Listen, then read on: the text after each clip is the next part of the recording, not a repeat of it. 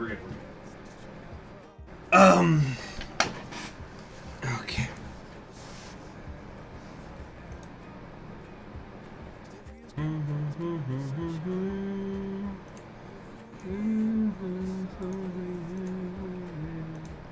Okay, hello everybody. I'm Conquering History Games, and welcome to the freaking live stream number 2 of my Heinlein colony here in Surviving Mars. So I think what we were going to try to do is actually land a crew, so to speak, today. But I think we were also kind of waiting for this to be done as well. How do I reassign these? Destroy them, move, interact. Reassign. There. There we go. Boom. Oh, guess we couldn't quite do that with all of them, but, you know, whatever. We have no electronics. We're going to need some to repair this crap.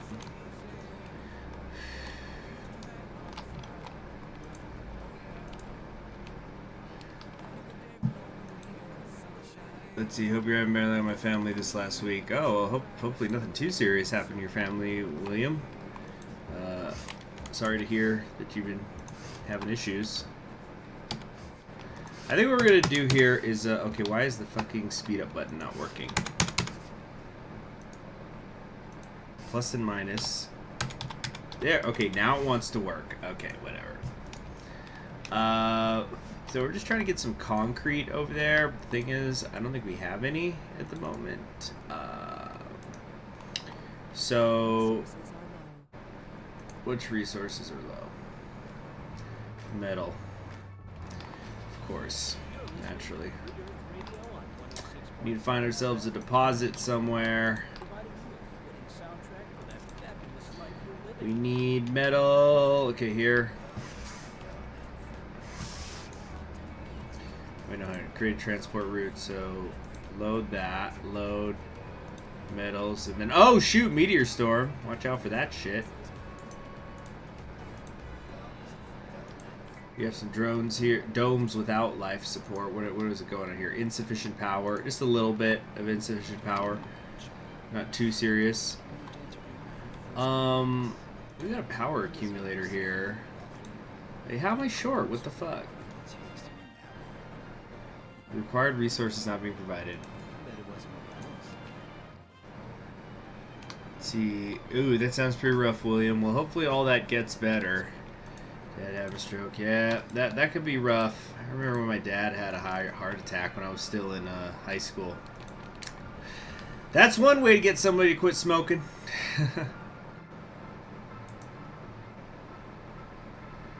Let's see here. Where's that explorer? Oh, it malfunctioned. What the fuck? Why? I wonder if that's just because it got too far away from the base or something. So what kind of colony we're building? Right now we're just trying to build a functioning one at all. I think it's going to kind of depend on the mystery we get. I think we're just going to call in this fucking passenger rocket. Fuck it. You know what? And we're just gonna go in with whatever's there. Send the Valentine, launch it, fuck it. Let's go, baby. You see 12 people were just rushing to get off Earth and we didn't have time to figure out what exactly it is we wanted to do.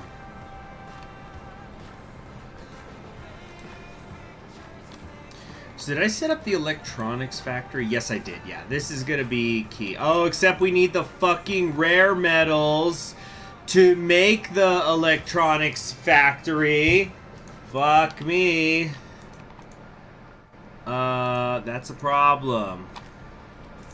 That's right, we were in this sticky situation where it's like we need metal, but we also, I don't know.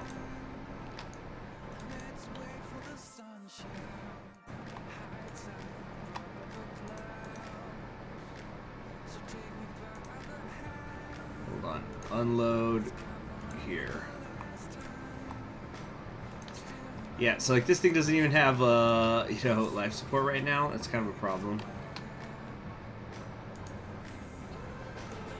Maybe one more One more wind turbine might kind of do it.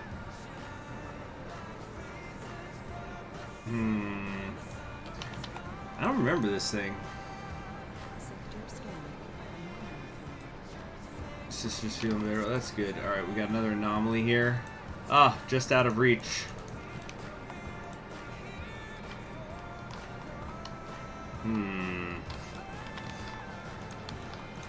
So we're gonna need to call in, I think, a cargo rocket too. Fuck. Cargo rocket. So we need some electronics. We're gonna need metals.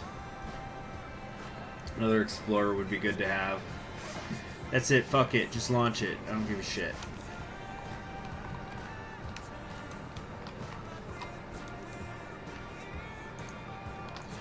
Let's get our drones over here, I think. Or I don't know, let's see. This is working again, sorta. Still got some machine parts for it.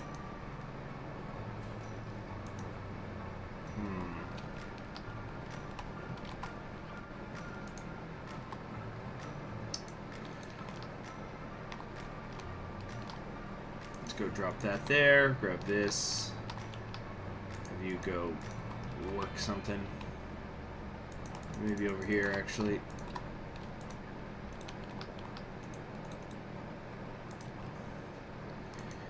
Here we go. I've seen a lot of no resources in some of these areas. Not a fan of that. Yeah, Free Earth Radio. Tell me everything you know. What is this? Too far from a working drone commander. Too far from a working drone commander. Can you do this? Let's see here. Oh, thank you very much for the super chat. Oh shoot, my tip jar. There we go. But thank you very much for the super chat. I'm glad you like the art. It's based on Stranger, one of the probably the classic. It's kind of like the quintessential Stranger in a Strange Land logo, basically. Okay. Wait, no. Where's the other one? Oh, there it is. Okay, we're gonna wait for this Minotaur to show up, so the passengers don't die quite yet.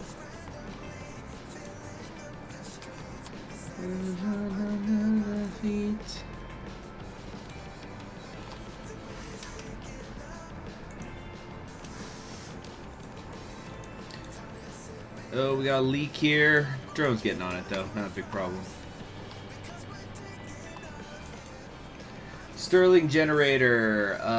There's gross miscalculation. Research Stirling generator cable faults. Tech to fix the issue. From Cali, France. Thank you, the accent man. I think this Brazil campaign is going to get really interesting for people. I'll just gotta give it a chance. 'Tis all. Alright, well this seems to have enough power now. With the large wind turbine here. I think we're just gonna say fuck it and drop this thing.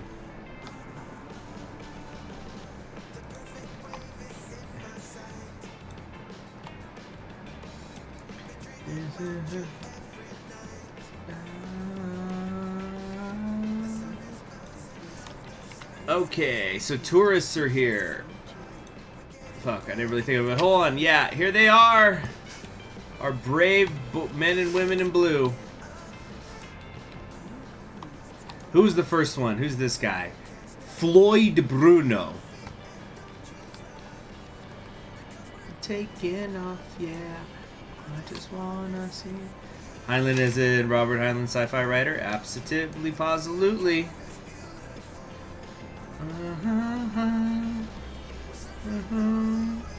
Reduce water consumption in dome. No. Build a GHG factory. We need a CHG one. Increase temperature of Mars with greenhouse gases.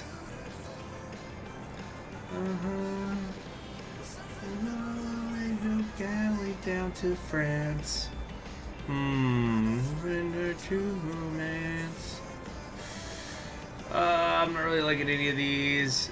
Oh, here we go. Breakthrough story bits. Discover what is causing the cable faults related to Sterling generators and fix the issue. Sure, let's do that.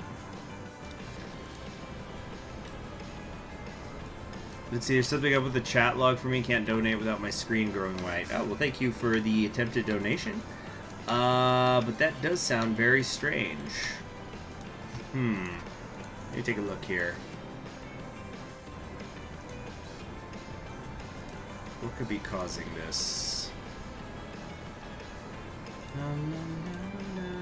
Let's see that. I don't know. You might have to maybe close your browser and come back. Alright, so we have a message here. A new beginning.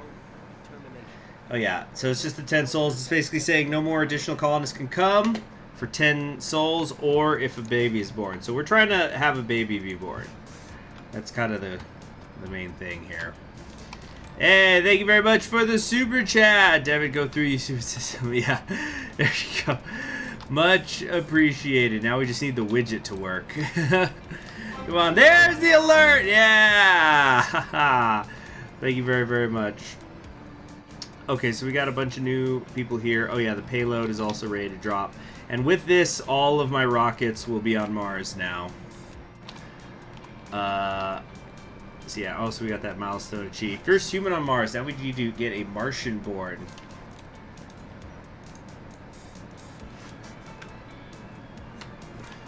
Alright, what's going on here?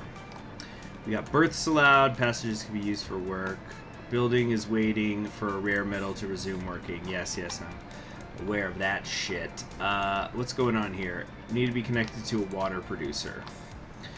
Okay, I might regret this, but we're going to try to actually build a pipeline, a literal pipeline over here. A cable one as well. We're going to probably create a second one for contingencies. Yeah, something like that. Let's also set up the water. So pipe.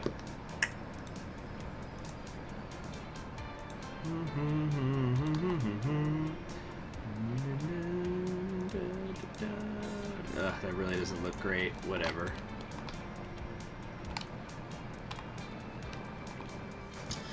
Let's see here. It would be if I also push through the failed ones as well. Oh my.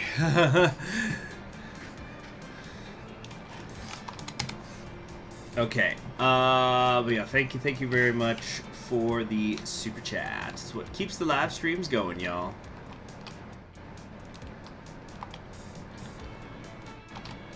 See, comfort stats. Colonists will visit buildings to increase their comfort stat. Oh, right. I need to also make a... Well, no, actually, I was going to say, oh, we need to also do this. We need to also do that. No. Before anything else, I need to get this fucking rare metal up and running. I feel like the American millennial generation should suffer from the TNO modifier of American malaise / despair. Well, we haven't had a president assassinated in our lifetime. Yet.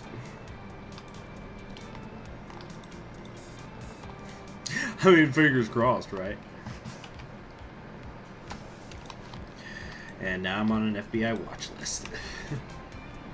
Okay, where's that one anomaly? Yeah, it was over here. Yeah, scan that shit. I forgot that we had brought that in just for that specifically.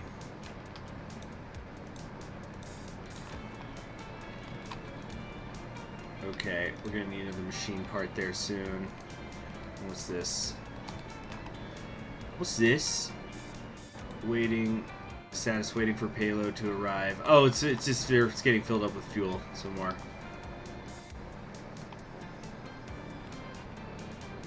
One's in Belgium. Did something happen in Belgium?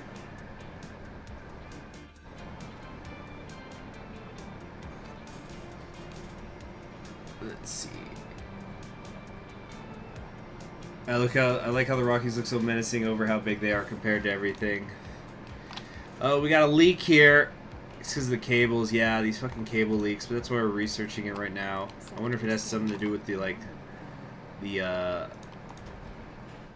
fucking, if it has something to do with the mystery.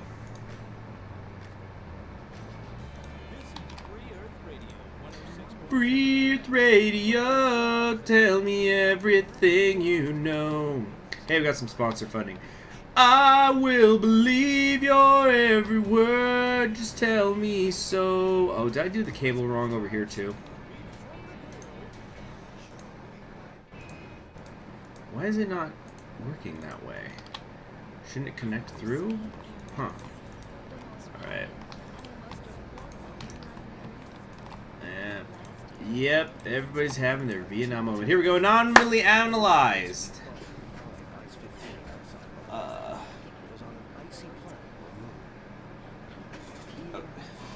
On Mars. So, Ice XV is a super dense phase of water ice which is formed in extremely cold and extremely high pressure environments.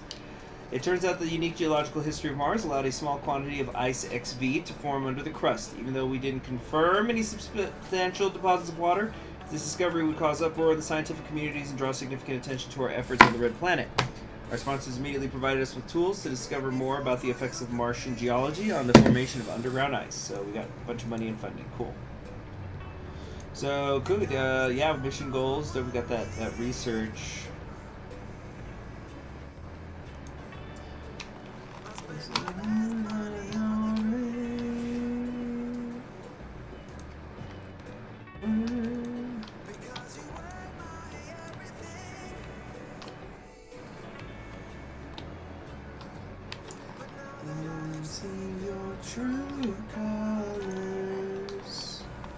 Alright, how's this looking?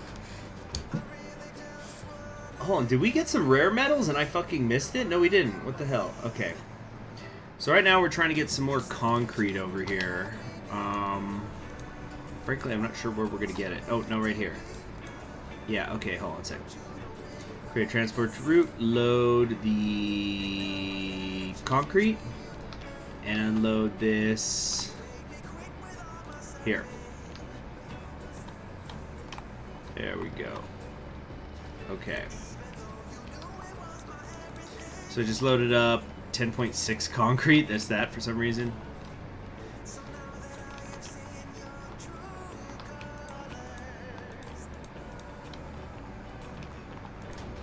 What is going on here? Why does it say? Keep trying to say it's not.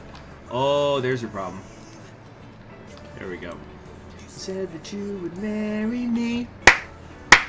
There we go. Now the concretes are coming in. Need a little bit more, but I think he's already on his route. So we're going to get this extra concrete here in the basic dome, and then we're going to be able to get the rare metal extractor up and running here, which is going to be extremely crucial. Yeah, guys, this stream is dedicated to the brave Mujahideen fighters. I wouldn't say it was my opinions that I voiced. It was more me babbling. No, the only way anybody's going to really know my feelings of Afghanistan is when me and my friend who, he was in the Marines, did 2 tours of Afghanistan, him and I. We're gonna do some drinking. We're going to probably talk about it. And that's when the real shit comes out. But that ain't streaming. Okay. 5 more concrete. Starvation. What? Oh, shit. I forgot to set up the farm. I'm an idiot. Okay, life support. Here we go. Do you want the hydroponic farm? Yeah, I'm fucking stupid as hell. Let's see here. I need the grocer too. I don't need the grocer, but I want the grocer. Diner. Here we go. Grocer. Between you and me, you would marry me. If that was you meant to be. Drunk stream win. Been a while. I'm too tired to drink really these days. Actually, you know what? I might drink right now. I'm gonna drink right now. Let's drink to Afghanistan, and you guys can decide whatever that means. I'm just gonna get a beer.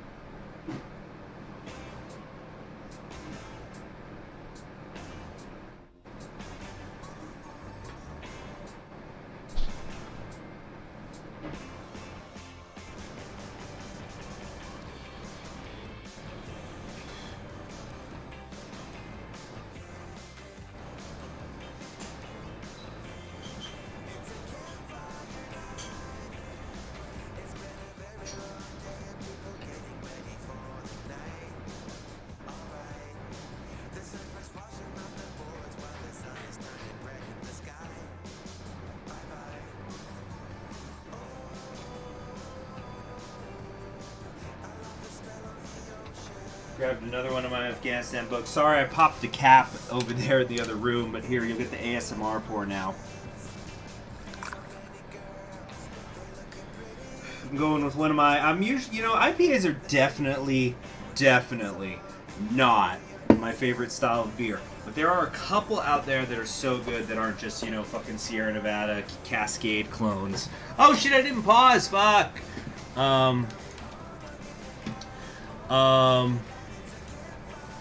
Let's see here. But yeah, the Stone IPA I really like. I think they use Centennial hops. But I really like that it has this very dry finish. It kind of makes it something you can kind of sip, which I'm going to do. Cheers, everybody. Cheers! And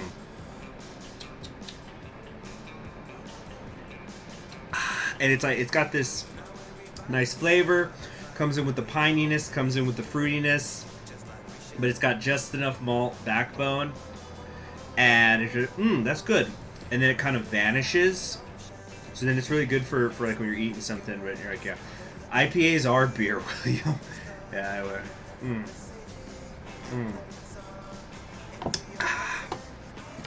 Very nice. Okay. So we're low on the food, but yeah, again, we just gotta, we'll be okay. We just gotta get the metal over there. I forget, is there like a metal production, there's a metal extractor thing, but yeah, you just have to extract it. There's no like metal something else. Fucking got this low grade bullshit over here. Oh, thank you very much, Matt Beast. Appreciate it. Cheers to you again. Let's see here.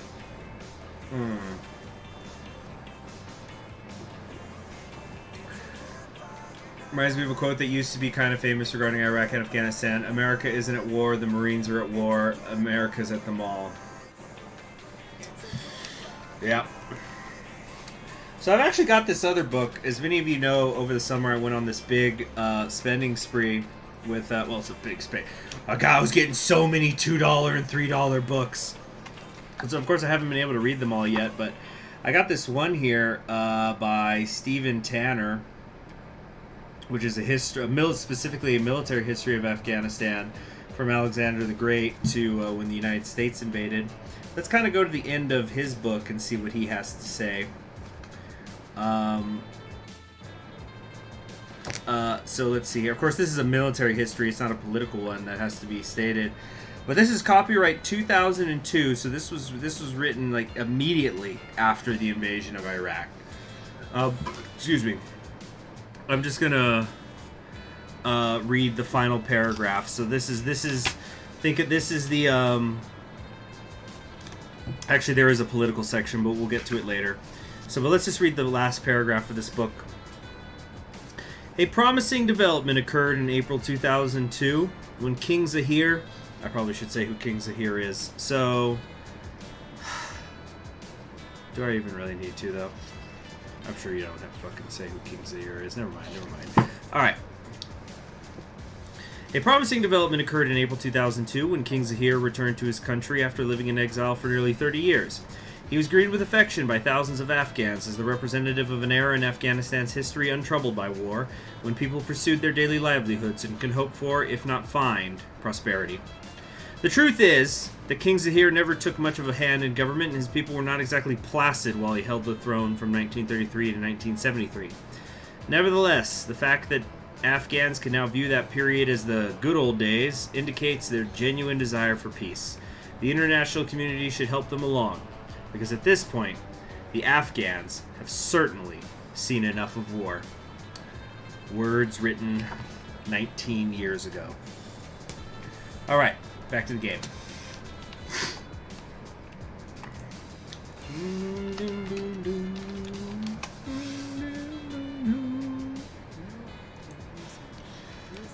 Zahir is still alive, but no, he's not. He actually died.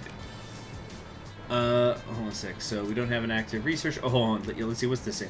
Your attention required. The issue turned out to be connectivity programs. After doing extended research on the subject, we not only removed said programs, but we actually increased the power efficiency of our stirring generators, so we get more power from them. That's cool.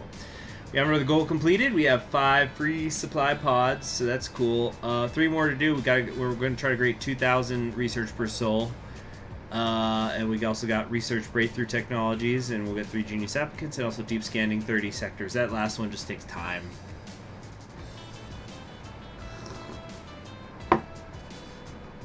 Yeah. But, so for those of you who don't know who Zahir is, his first name's Muhammad, but that's how it usually goes with these things, is they call people by their middle or last names, because it's like there's a million Muhammads. T-I-K? Who's T-I-K?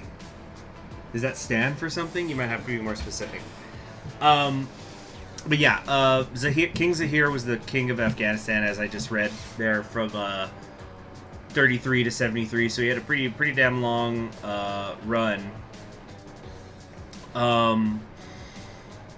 So he was like a big part of like modernizations and making that new constitution and stuff. And it's kind of like he's kind of remembered as the person who yeah, was starting to like modernize the country. You probably have actually seen a young picture of Zahir. Let me try to pull it up. Zahir Shah, because I think they use him in the New Order or something. Where is the picture? No, that's not the one they use. Do I have to like search young? Give me a second here. Okay, let me try Zahir Shah, 1933. Get like a picture of him young. 1933. God, fuck. Oh, it's gonna have the number lock on.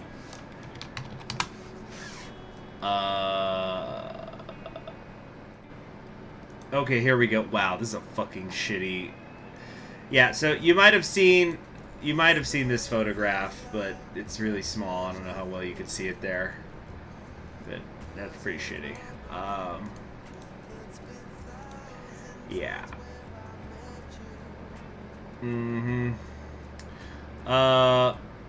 Freaking. But he's kind of known for his neutrality, for putting down revolts from the hill tribes. Kind of playing, you could say playing off of, or maybe just like genuinely respectfully asking for help from both the United States and the Soviet Union. Really was a, I don't want to say he was a flip-flopper, but he kept pretty tight his beliefs. He'd sometimes say, oh, you know, I'm not a communist, but he'd also say, I'm not a capitalist.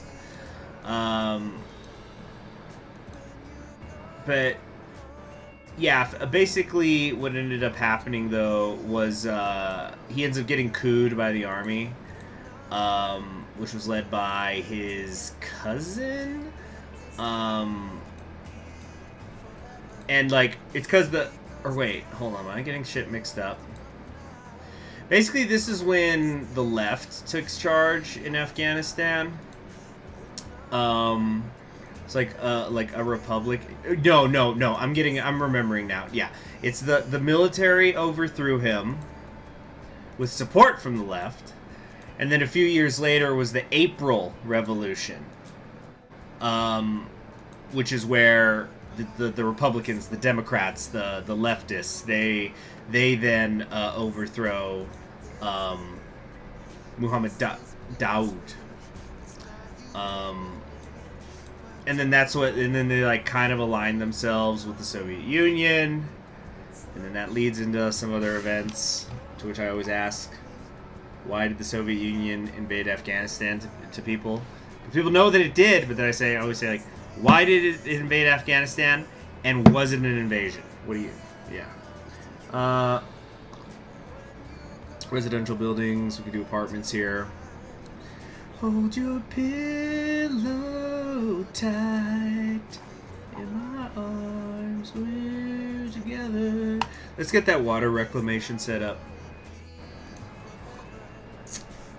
Okay, what buildings are not working here? The solar panels. We need metal. Yeah, I know. Shit. Okay, can we build this fucking dome already? How much concrete are we missing? God damn. Alright, let's bring in the last bit here. Oh, wait, no, there we go! Rise! Rise! Yes! Okay. So...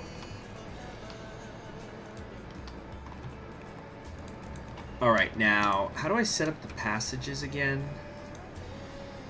It's dome services, no domes. Here we go, passage. Yeah. Requires a dome. There's a fucking dome right there. What are you talking about? Or do I have to... Blocking objects must be placed under a functioning dome. Oh, here we go, here we go. So there's that.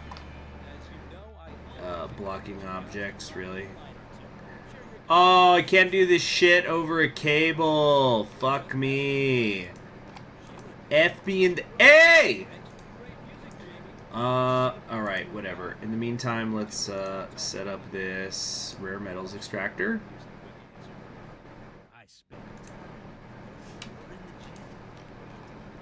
Yeah, we need metal. It's gonna take the last bit of metal we have in the friggin' colony.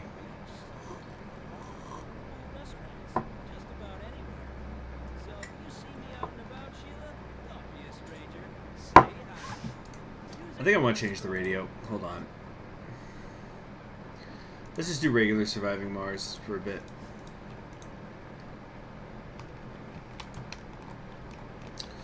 Didn't even think about the passages, though. God damn.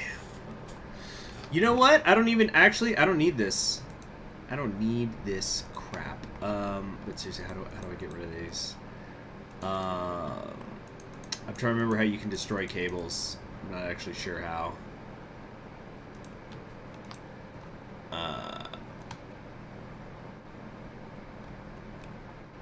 Okay. Different domes, dome rivalry, and also why haven't we built this yet? Because we don't have the metal, right? Hold your pillow tight, my arms we're together. Alright, let's set up an unloaded, let's see, a route. So we want to load the metals and then right click it there. Okay, so that's gonna get this thing working. You're not doing anything. You're sitting on your ass! Excuse me. This average satisfaction is not great over here. Well, they're gonna have to deal with it. Alright.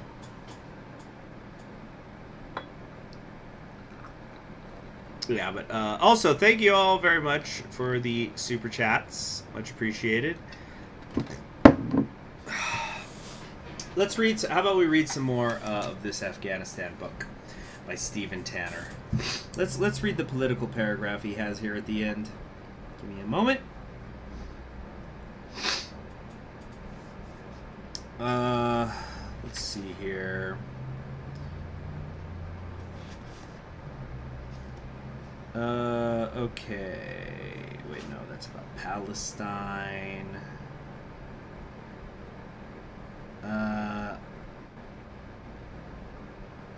Okay, so this is an interesting couple of paragraphs here. So from Stephen Tanner's Afghanistan, a military history.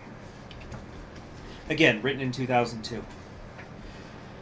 The U.S. operations in Afghanistan will not be known as the Afghan-American War, but instead as one part of a larger struggle that is now widely termed the War on Terrorism.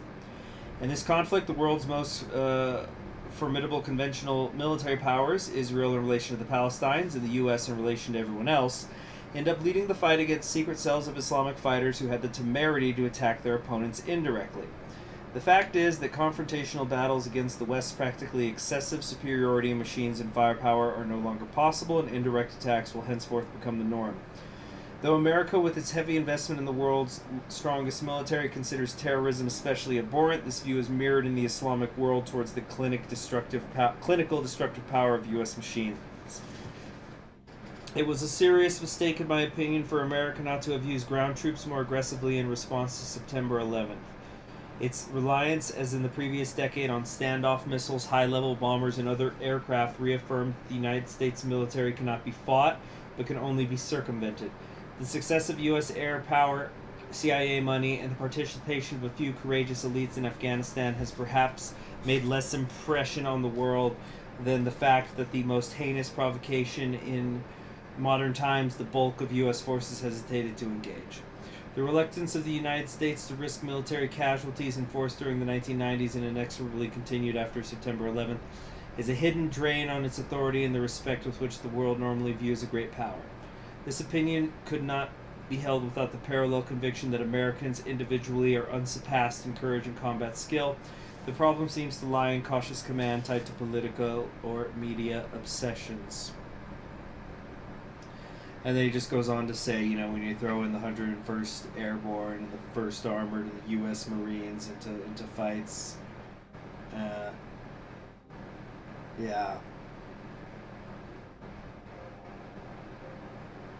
Yeah, it's just basically saying, you know, don't. He's suggesting we shouldn't start using drones and things like that. So, the use of robot weapons, again, this is written in 2002. Now he's talking about drones. The use of robot weapons against a country that has none would wreak more destruction on the user's moral authority than it would on the enemy.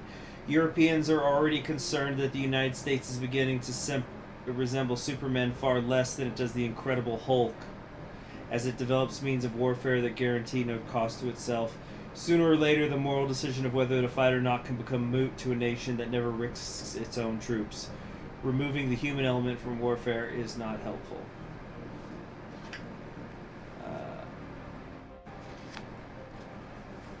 All right.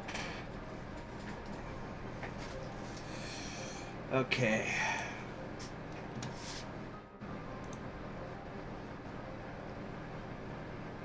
All right. Stored resources are going to last about 3 more souls. I just really fucked this up when I didn't have the extractor and whatnot ready to go. And, you know, we're short on metals. We're not going to have enough metal to make that because we're going to have to put metal over here to do the damn farm. So now they're going to stop starving at least. Really fucked up.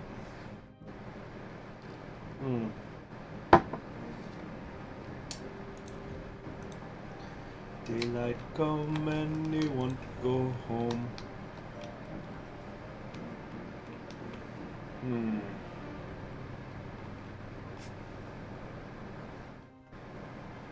Let's see here.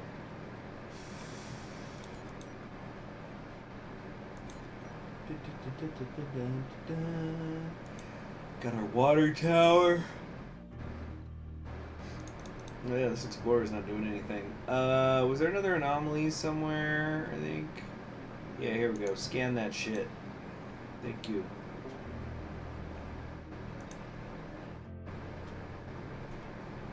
Okay.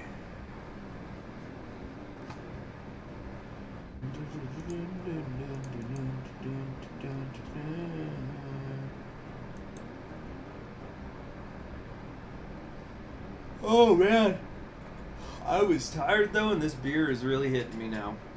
Beetlejuice was a weird ass movie. You talking about the one with Michael Keaton as Beetlejuice? Now there's an underrated guy, Michael Keaton.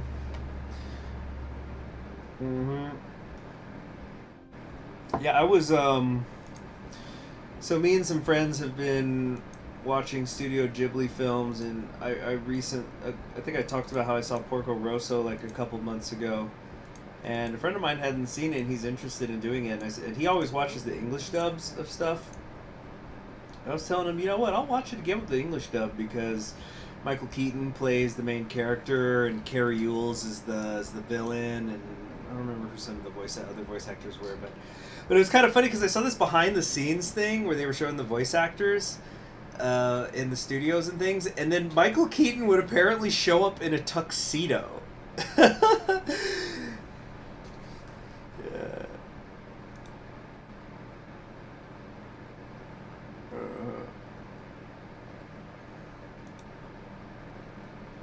Oh man, we really got a problem here, guys. I really screwed it up when I didn't think about the meta. So hold on, view message when life gives you lemons. Purpose is the strongest long-term driver. Since arriving on Mars, Floyd Bruno's enthusiasm has proven to be above average, even by founder norms. In the prodigious, like it was that movie October Sky, prodigious. Displayed can be boiled down to one simple explanation: Floyd Bruno really loves doing what Floyd Bruno's doing. Awesome. That's the spirit. Oh yeah! Keaton thinks it's a motion capture film. That's one of the tourists is leaving. You will try. Okay, so we've produced enough food here. That's good. Research a breakthrough. Alright.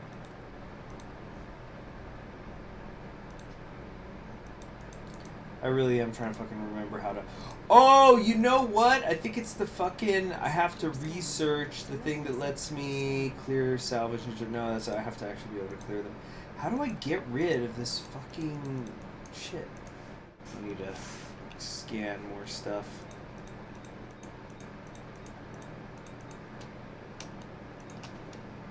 Okay.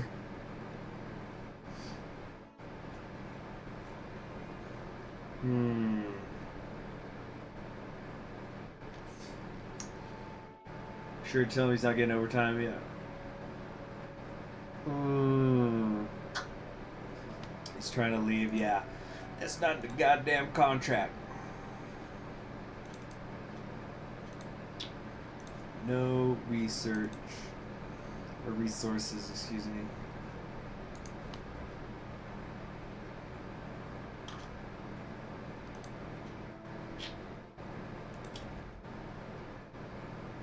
I just had this...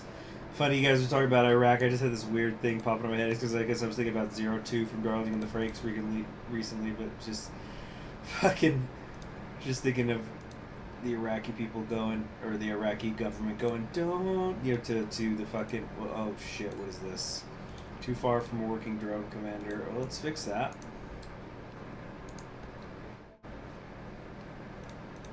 But going, you know, don't let me go. Oh, darling, I don't even know myself. There was a pretty decent history podcast about the Iraq that a friend of mine had recommended me. It's definitely not perfect, but it's kind of funny sometimes. It's called Blowback. And it's just these two guys talking about the history of United States-Iraq relations and how it leads eventually to the war in Iraq. Of course, take the things they say with a grain of salt. They clearly have their own agenda, very clearly have their own agenda that they want to push. And, like, okay, here's an example of something where it's like, you know, you have to be careful about these sorts of things where they were, we got a food shortage fucking again. The goddamn farming, what are you talking about? Oh crap, it's because we're low on water. We get low on water, so then you get low on other shit. See, and we need metal to repair all this stuff, but we can't get the damn metal without...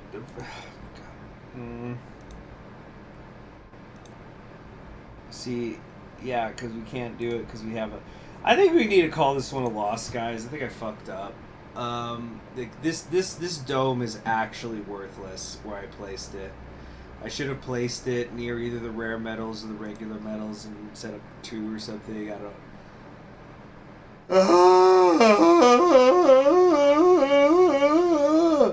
Some of the American pioneers had it rougher when they were headed to Oregon. Oregon. Oh yeah, what I was saying. So that Iraq blowback podcast thing. Yeah, so an example of how you gotta really take their shit with a grain of salt is they've got this serious hate boner for Colin Powell. I'm not gonna say how I feel about Colin Powell, but there was this thing where they kept accusing him, they kept bringing it up in passing, and they weren't citing it. They were saying that he tried to cover up the My Lai massacre in Vietnam, and I was thinking, I've studied the My Lai massacre. I've got a book of like primary documents of the My Lai massacre. I think I would fucking remember if Colin Powell had something to do with covering it up. And long story short, I went searching on the internet, trying to find a citation for this. The only thing I was able to find was like a fucking, literally a blog post. And even the blog post wasn't backing up what they were saying, and then I looked more into it. And long story short, the closest thing I can find to a fucking cover up of the My Lai massacre on the part of Colin Powell was a letter he wrote back to somebody saying, yeah, we know that the American soldiers aren't treating the Vietnamese well, but we're trying to, train them to respect the local population. Oh, man. God, I'm so fucking tired. You know what? What time is it? So I've been up since 4:30 this morning, and I worked overtime, and then I banged your mother's, and now I'm drinking beer. Oh, yeah, it's 9. Working 5 to 9. Okay, tell you what. We're going to stop it here. I streamed earlier anyway. But before I actually stop, excuse me, that's the beer. We're gonna read a little more about Afghanistan from Steven Tanner. What did he have to say in 2002? What did he see in the tea leaves? Here we go. So this is him kind of. Okay, so this is his thoughts on what America needs to do in Afghanistan now that we were in there, and also what the Afghanistani people need to do for themselves.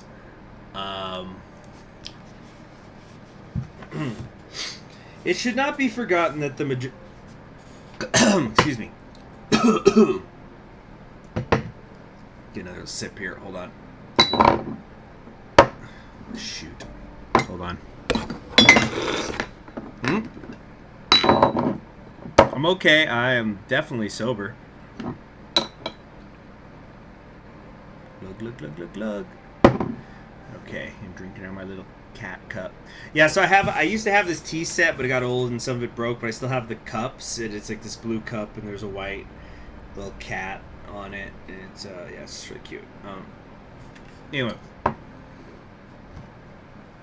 So this is Steven Tanner. It should not be forgotten, again, written in 2002. It should not be forgotten that the majority of Afghans welcomed the U.S. victory of 2001-2002. The saving grace of the United States is that for over a century it has waged war only in self-defense or in defense of allies, and then without territorial designs on its enemies. In fact, its reputation for helping to rebuild its antagonists after defeating them is unique.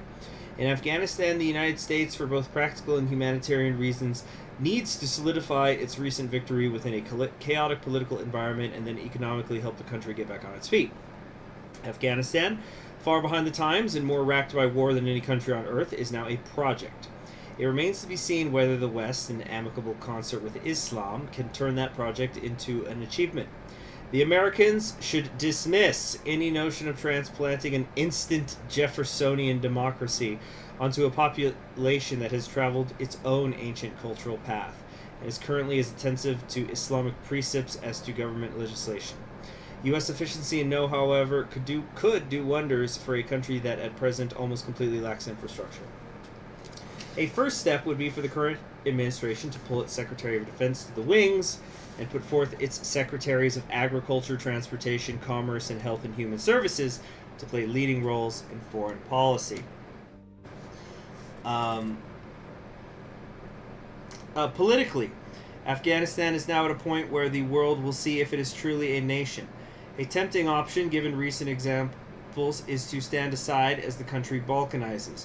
The Uzbeks and Tajiks north of the Hindu Kush can go their own way, as can the Tajiks at Herat, following their medieval predecessors, the Karts. These small split-offs may or may not eventually join their parent state of Uzbekistan and Tajikistan north of the Amu Darya, themselves recent split-offs from Russia. The current Afghan boundaries were drawn to create a buffer between the British and Russian empires in the 19th century, otherwise as the rough limits of Durrani Pashtun ambition, and can now be considered obsolete. The question is whether in the meantime the Afghans have developed a sense of nationhood that underlies their ethnic divisions. Few foreign tears would be shed if Afghanistan split into several states, each free of civil war.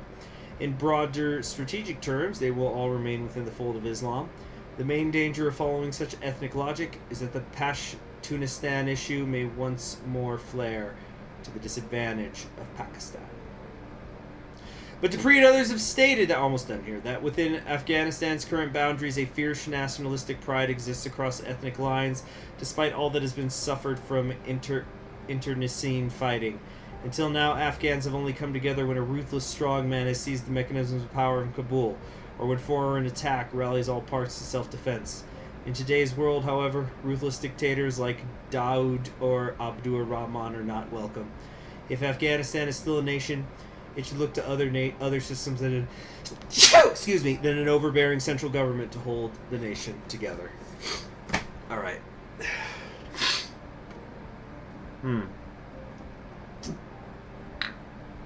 It's a project to get the popsicle sticks and hot glue and the macaroni and the I don't know.